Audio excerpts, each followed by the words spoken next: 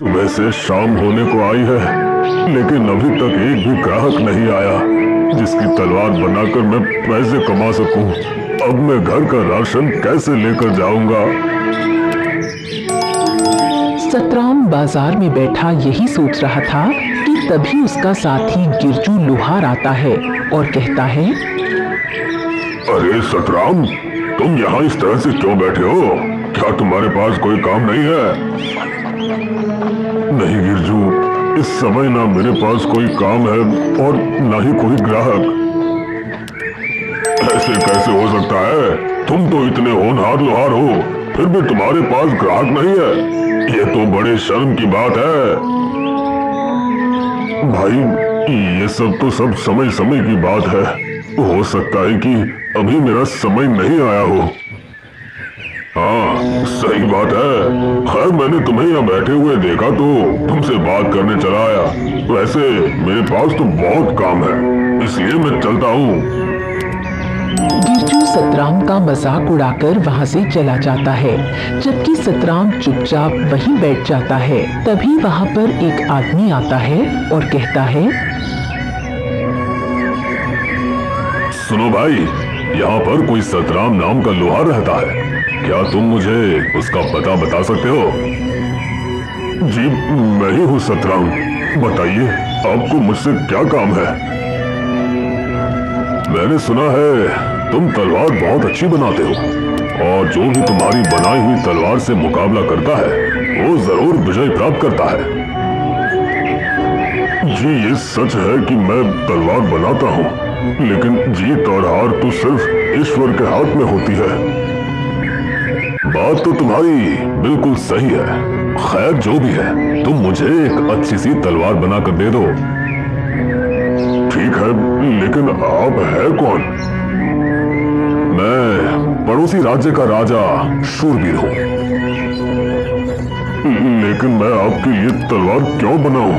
मैं तो आपको जानता भी नहीं।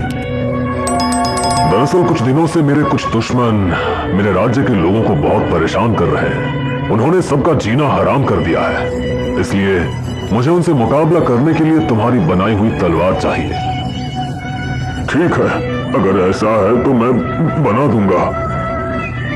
सतराम के हाँ कहने पर राजा शूरवीर उसकी तरफ एक पोटली बढ़ाते हैं जिसमें बहुत सारे सोने के सिक्के होते हैं।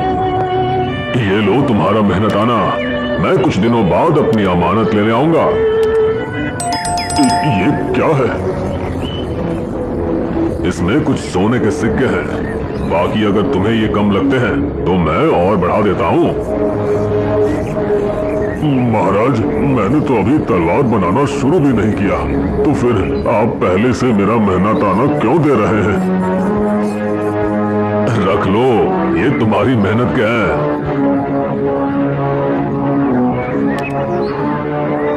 राजा शूरवीर ये कहकर वहां से चले जाते हैं। अब मैं अपनी पत्नी और पुत्र के लिए खाने पीने का खूब सारा सामान लेकर जाऊंगा। सतराम अब सोने के सिक्के को बेचकर ढेर सारा सामान खरीदता है और अपने घर चला जाता है। ये लो सीता, ये सब तुम दोनों के लिए। पिंकू के बापू, आप इतना सारा सामान ले आए? आपके पास इतना सारा सामान खरीदने के लिए पैसे कहां से आए? सीता के पूछने पर सतराम उसे राजा के बारे में सब कुछ बताता है।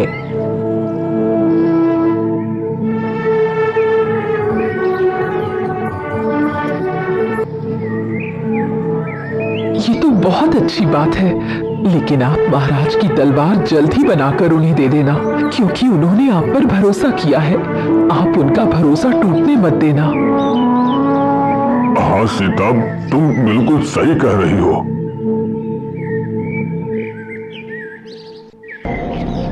अगली सुबह सतराम अपने काम पर निकल जाता है और अपनी दुकान पर पहुंचकर सोचता है, महाराज की तलवार मुझे जल्द से जल्द बनानी होगी।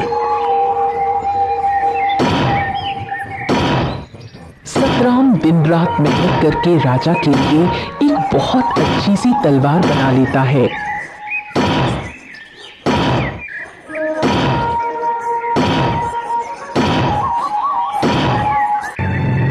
मैंने इस तलवार को तो बना लिया है, लेकिन अब पता नहीं महाराज इसे लेने कब आएंगे।